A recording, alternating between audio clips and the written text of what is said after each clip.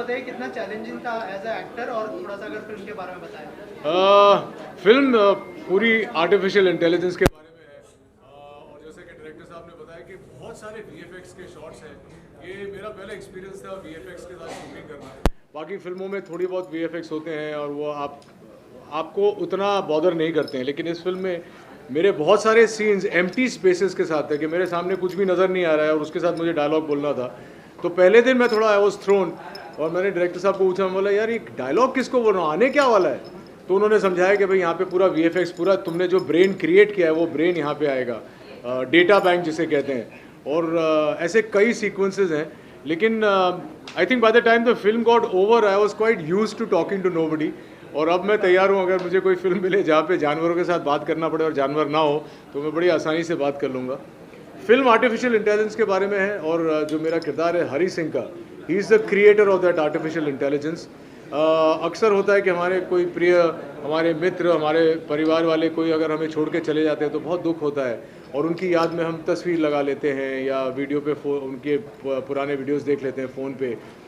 इस ऐप के द्वारा आप एक्चुअली उस इंसान को रिक्रिएट कर सकते हैं, और वो ज़िंदगी भर ज़िंदगी आपके बगल में रहेगा, उसी तरह उठते बैठते रहेंगे आपके साथ, उसी तरह बात करते रहेंगे जैसे पहले करते थे।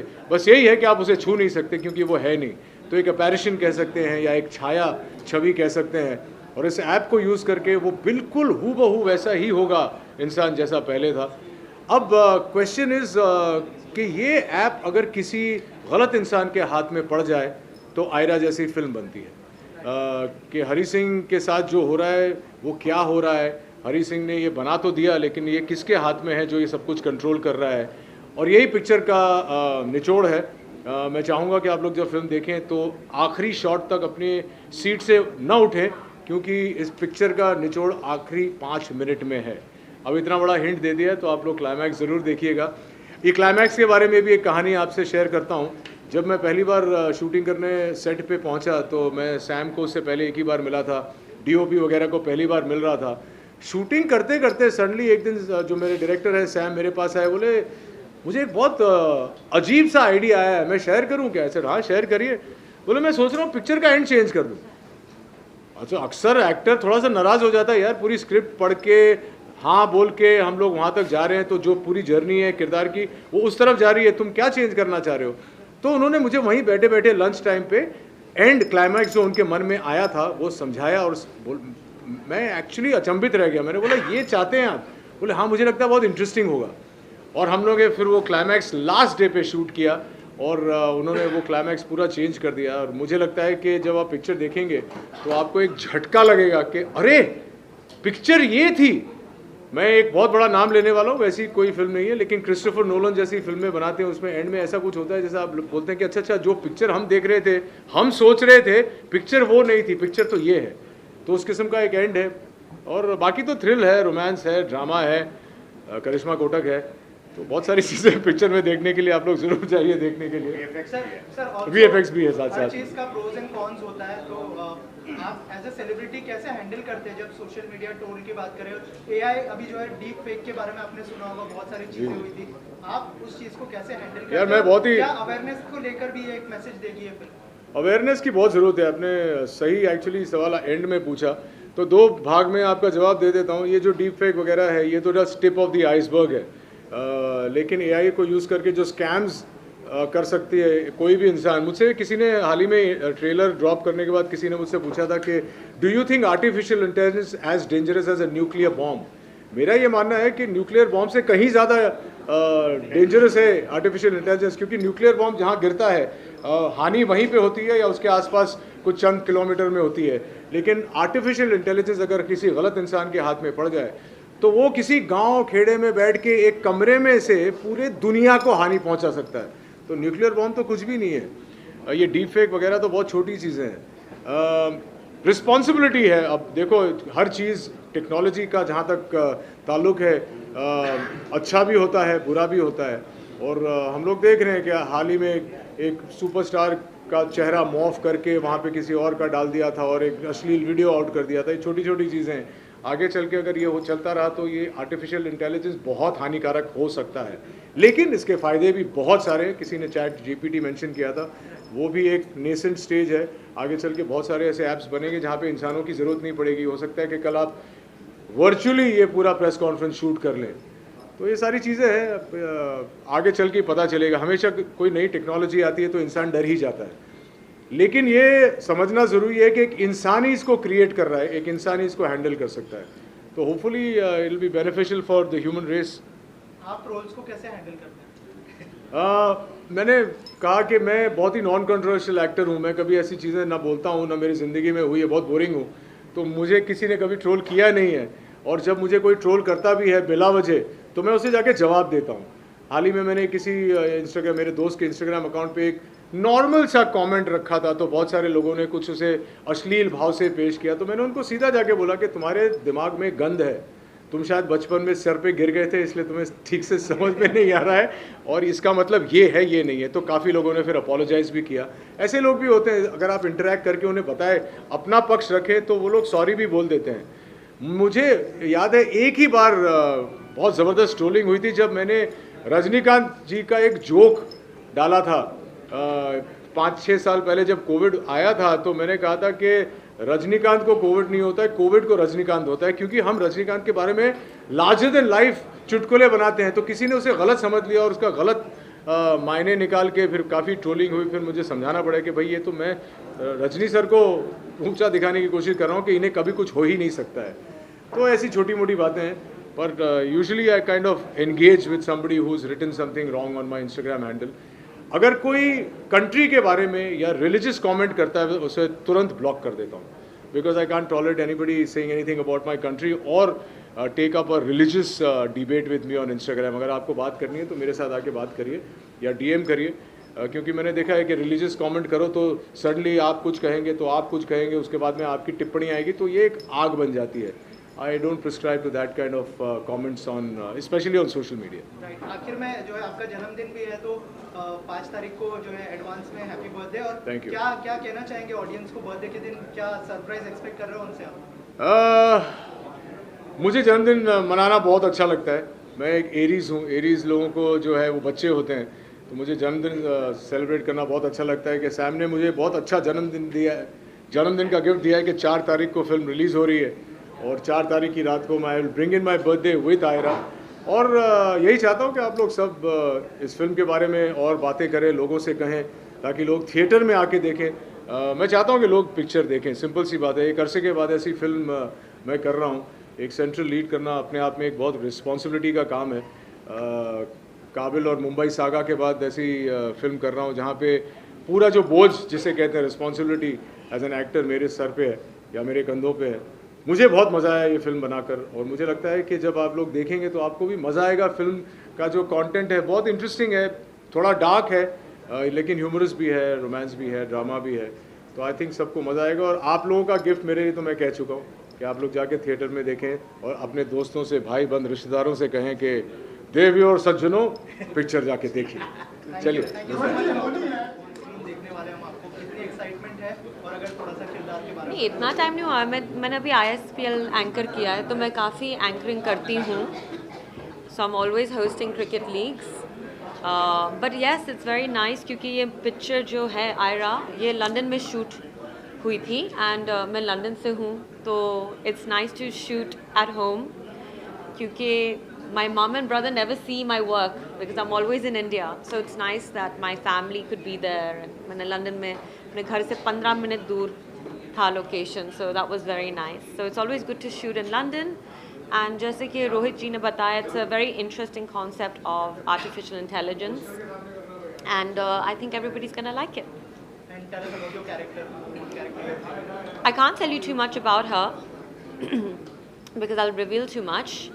I also think I need to watch the movie as well to remember everything. But it's quite interesting. So हम यहाँ पे AI की बात करें, सोशल मीडिया ट्रोल्स की बात करें, how do you handle Oh God, social media trolls? that's a good question. I think center. I think people trolling is awful. I think it's really mean. काफ़ी चीज़ें जो लोग लिखते हैं, you know, it's not nice, but I just delete it. I ignore it. And what else can you do? Also, film is releasing on 4th of March. What message you would like to convey to audience? So no trolling. Everybody has to be nice to everyone. I think social media, artificial intelligence, all of these things are good if it's used in a healthy way and a constructive way. So I hope everyone likes the movie and no trolling. Tell us about your preparation for your character. Actually, she's quite similar to me क्योंकि वो लड़की भी London से है तो she also has an accent, so all of that worked. But I worked a lot with Sam and Rohit, and together we made it happen. How was your experience working with Rohit and Yeah, the team? fun. It was really, really fun working with everybody. जैसे कि मैंने कहा, not only is it an interesting concept, it's nice to shoot in London. It was nice for me to shoot there. So overall, it was good. Thank you, guys. Working with the director who has come with the AI topic. Yes. It's very new. It's Yeah. going on, right? Yeah. Your film probably would be the first to get released on AI. Yeah. How excited are you? I think exactly, it's a really good question. The fact is that there haven't been many movies in India about artificial intelligence. Artificial intelligence क्या है? लोगों को पता ही नहीं है. So I think this is a really interesting concept, and obviously Sam is ahead of his time. He's sort of a very good story. And when the person tells you the story and when you're listening to it and when you're acting, it's two different things, but this wasn't that.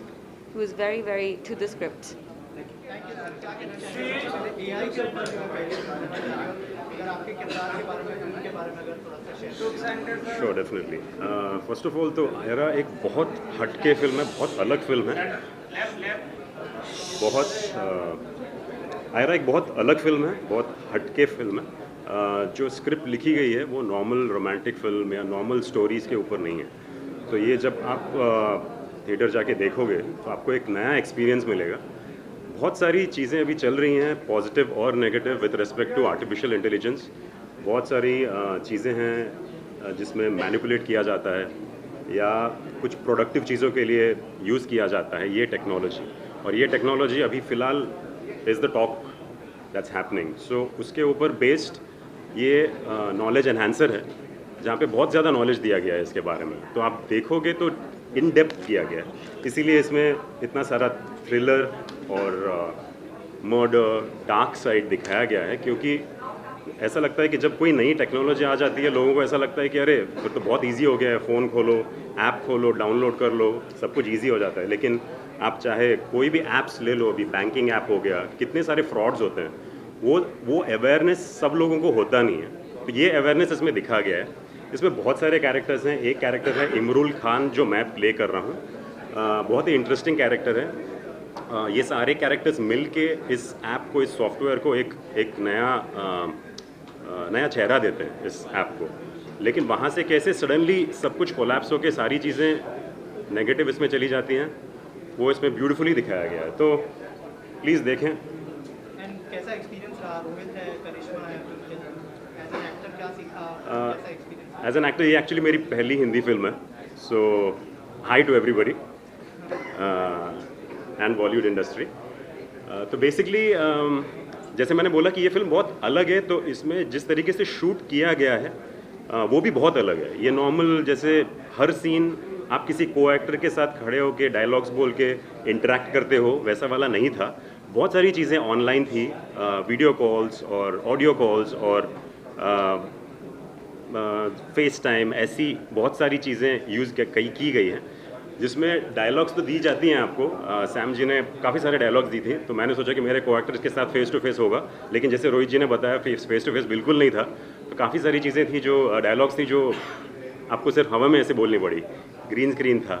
तो बहुत ही different experience था। Initially थोड़ा time लगा adjust होने में, लेकिन Sam as a director बहुत friendly हैं, बहुत हेल्पफुल हैं। तो ऐसा बिल्कुल नहीं लगा कि हम कैमरा ऑन है और हम शूट कर रहे हैं। तो it was a very different unique experience. तो thank you so much.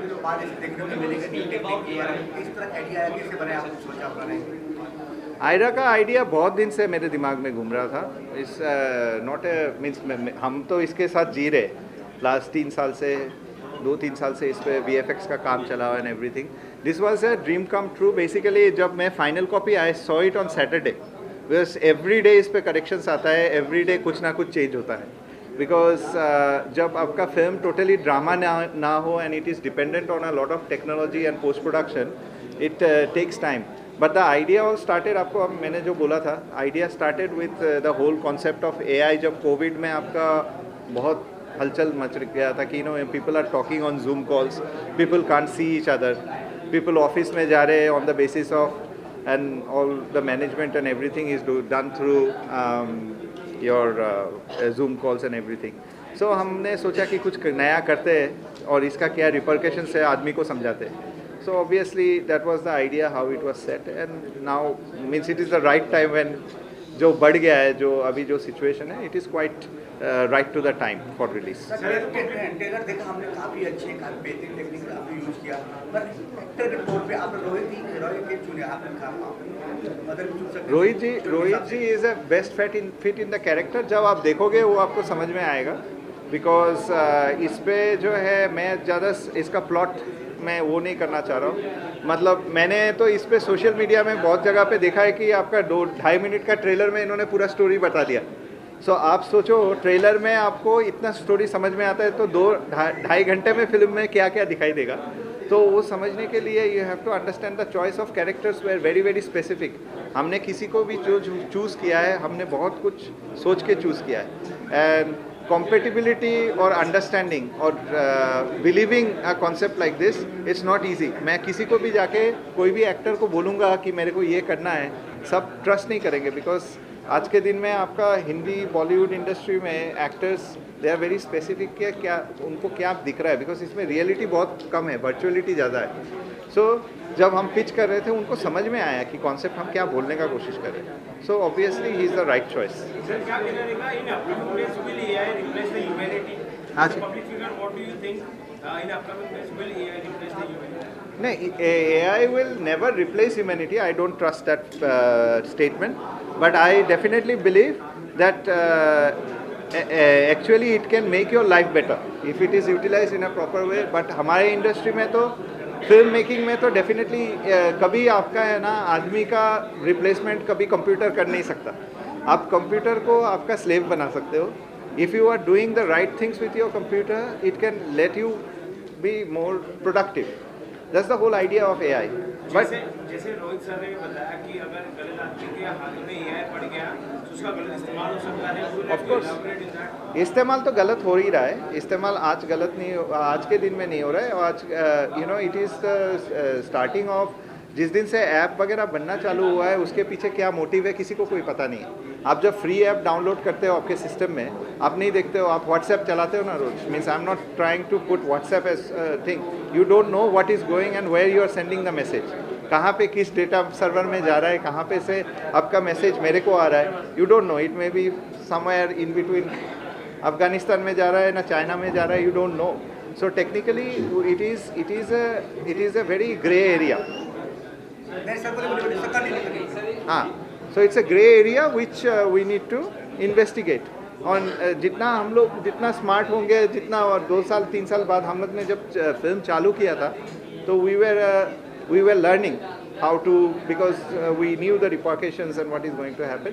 But today we know that what is ChatGPT, what is fake image.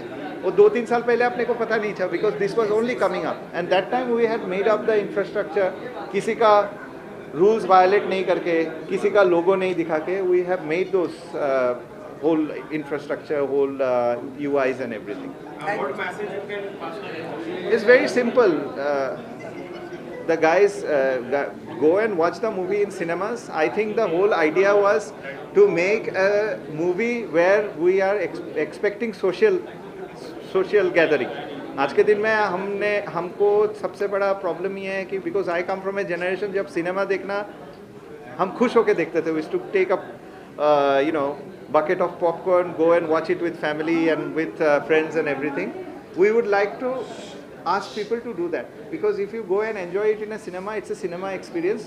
We have made the film, we have given a Dolby sound, we have done everything which is required for a cinema. So go and watch it in a cinema. Mobile phone में देख के क्या मजा आएगा. So वही request रहेगा कि people, if they can go and watch it, they will understand more, because है थोड़ा सा critical film. समझने के लिए you have to sit on it, and because it will keep you gripped, very gripped, well gripped. Best of luck, sir. Best of luck. Thank you, sir. Thank you.